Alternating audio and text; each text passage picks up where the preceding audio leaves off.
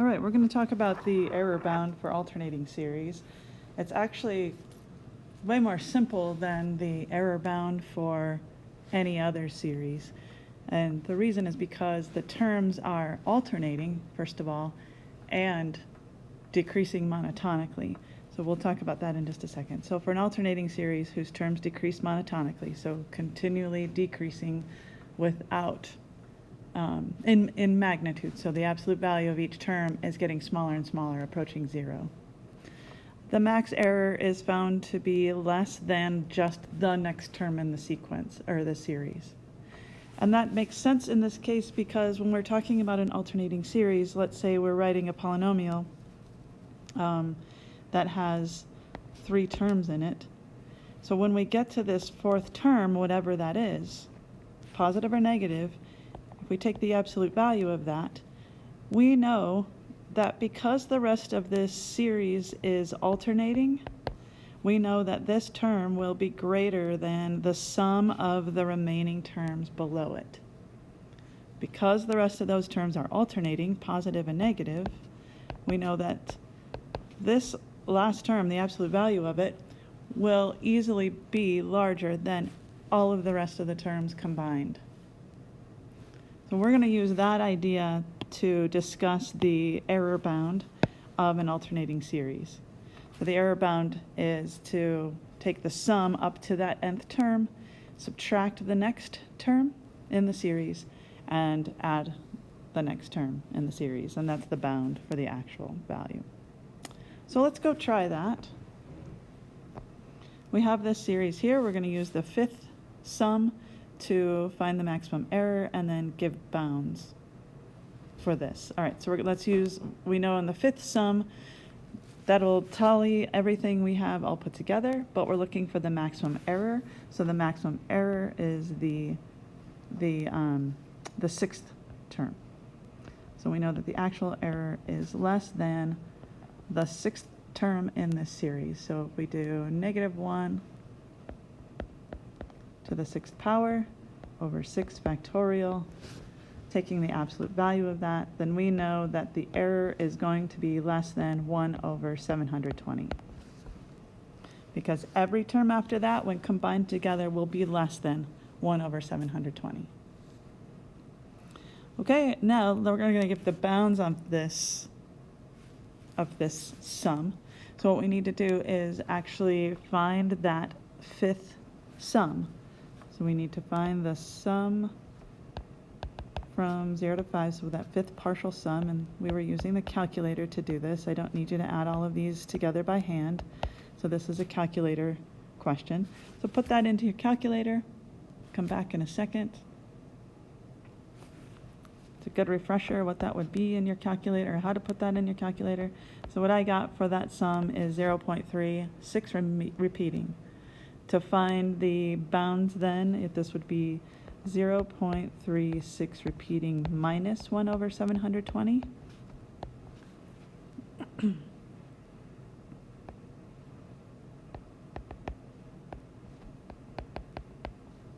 And 0.36 plus 1 over 720. That's okay to leave it like that. If we wanted to get more specific, if I actually combine these two together, and I'm going to round to 4 decimal places just to be even more accurate. This sum from 0 to infinity for this power series, this alternating series, is this. Somewhere between 0.3653 and 0.3681. Okay, let's move on. We're going to use the alternating series error bound to determine the degree of the polynomial that would guarantee the cosine of 3 within 0.001. So let's look at, first of all, the cosine of x. So this is a Maclaurin polynomial. We're centered about 0. Actually, why don't you go try this? I should stop and give you a chance. Go estimate the cosine of 3, first of all. Don't worry about the error yet. Just estimate the cosine of 3.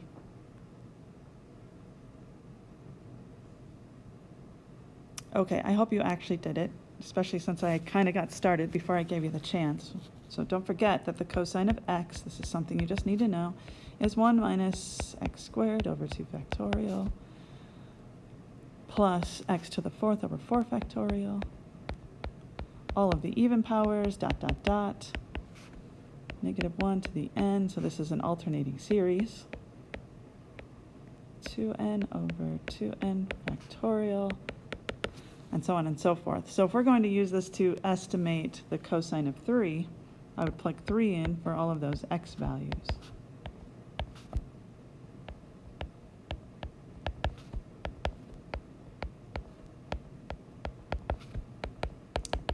So on and so forth. So it's 3 to the 2n over 2n factorial.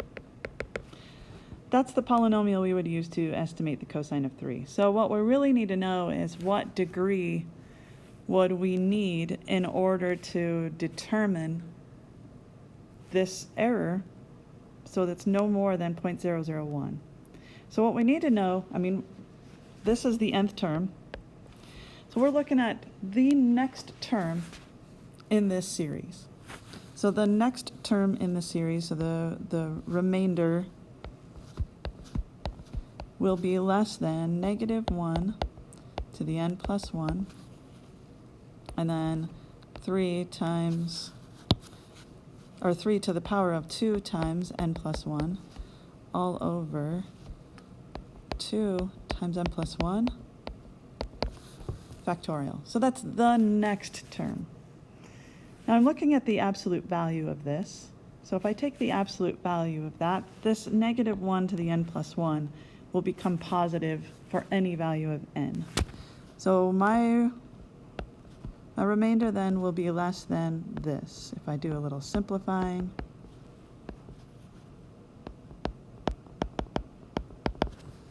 and I want that remainder to be less than 0.001. So I want this whole thing right here, 3 to the 2n plus 2 over 2n plus 2 factorial, I want that to be less than 0.001. Now comes guess and check. So you need to think about and plug in some values for n and estimate, get a value for n so that this decimal will be less than 1 over 1,000. I'm going to give you a chance to give it a try. Go give it a try.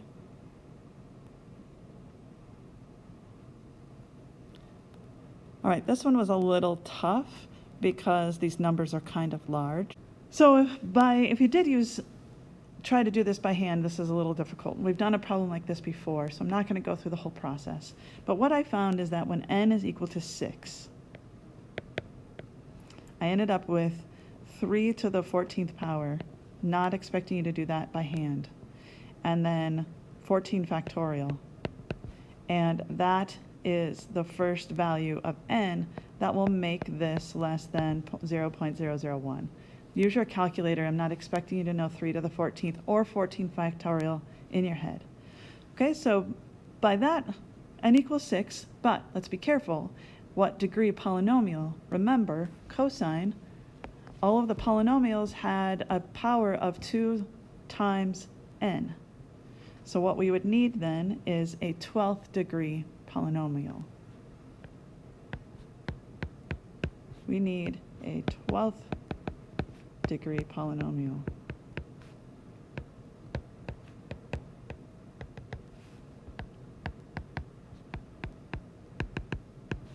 To guarantee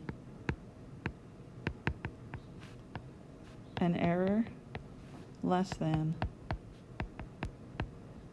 0.001. Remember, n equals 6, but because we're dealing with cosine, cosine has exponents that are 2 times that n value. So 2 times 6, that would be a 12th degree polynomial. All right, one last example. We're going to go back to interval of convergence now. Because with the interval of convergence, back the first time I talked about it, I talked about whether or not an endpoint should be included in that interval of convergence. In other words, we kind of know that it's between two numbers, but does it include that number as well? So is that value of x part of the interval that this polynomial will converge to the function itself? Okay, so we're going to look at the interval of convergence for this series. Hopefully you're feeling comfortable enough that you can go start this. So why don't you go start this, use the ratio test if you need a hint, use the ratio test. See if you can go find at least the open bounds for this interval of convergence. Okay, welcome back. I'm going to use the ratio test then. So that's the limit as n approaches infinity of the next term divided by the previous term. So the next term would be 3 to the n plus 1 times x minus 2 to the n plus 1 over n plus 1. So this is the next term divided by the previous term. So I'm just going to skip a step and multiply by the reciprocal of the previous term. I'm just going to flip and multiply just to save me some steps. All right, I'm going to have to do a little bit of simplifying on my next term because I have those exponents that can be split apart. So I have 3 to the n times 3 to the first and x minus 2 to the n times x minus 2 to the first. N plus 1 is not an exponent. I can't split that up. And what I can see now, because I was able to split that up, some things can cancel. I can cancel out the 3 to the n's, the x minus 2 to the n's. If I do that now and I multiply some things together, I end up with this. So I end up with 3, and then n and x minus 2 on the top. On the bottom, all I'm left with is n plus 1.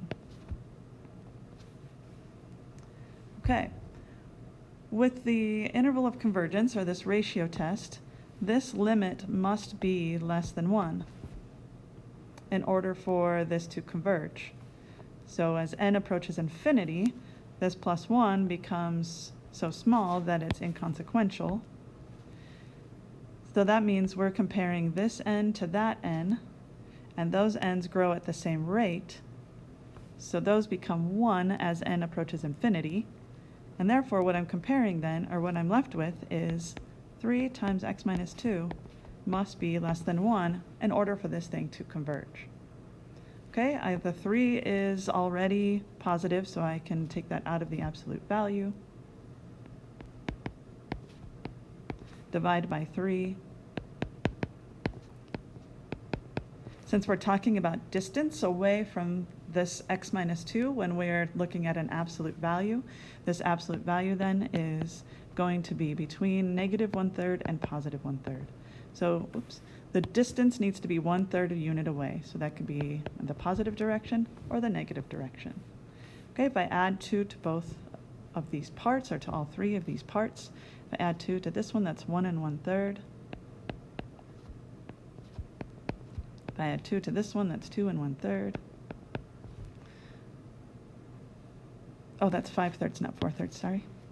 That's 1 and 2/3. So this is 5/3. Okay, so this is where we are. Now, this is where we left off before. Before I said this is the interval of convergence, maybe.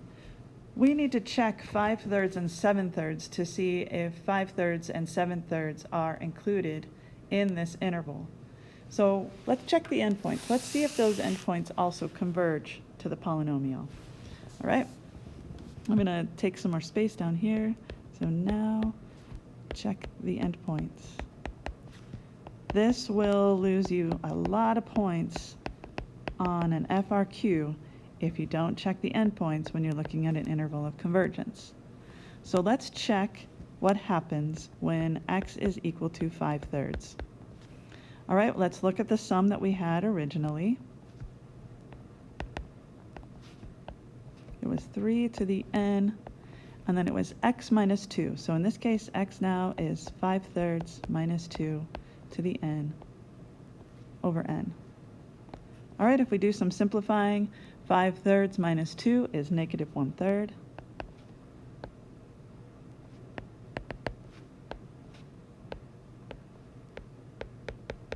So this is negative 1/3 to the n. I'm going to do some fancy algebra over here. With my algebra, I'm going to, first of all, that negative 1/3, I'm going to split it out into some parts here.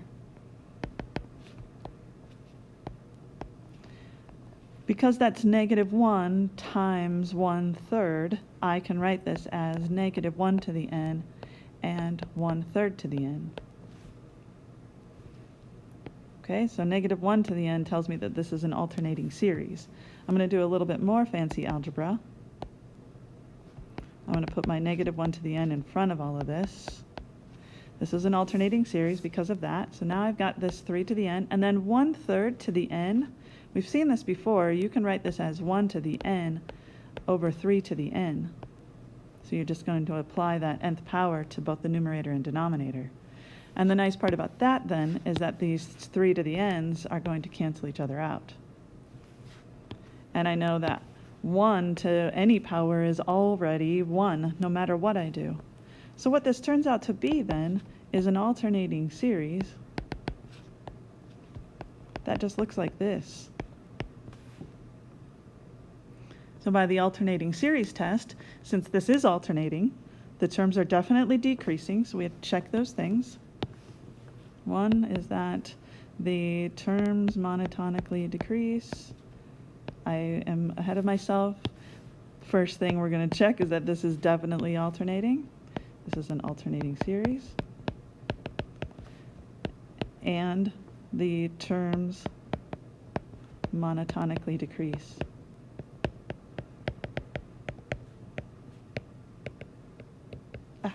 So since this is an alternating series with the terms monotonically decrease, this converges. All right, so what that means is that 5/3 is included as part of the interval of convergence. So we say that 5/3 now is less than or equal to x, and now 7/3, we need to check this part. Is 7/3 also included? So let's go check out 7/3. Actually, I'm going to pause this. I'm going to give you a chance. I want you to try, see what happens when x equals 7/3.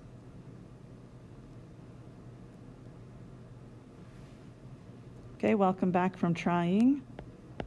N equals 0 to infinity, 3 to the n, and then 7/3 minus 2 to the n over n. If I simplify what's in the parentheses, 0 to infinity, 3 to the n, that becomes positive 1/3 n, not alternating. We saw the fancy algebra, what happens when I multiply 3 to the n times 1/3 to the n, it just becomes 1. That was the same algebra as I did up above. This just becomes 1 over n. And we know this series, this is a famous one. We know that this diverges because it's the harmonic series or because of the p-series test.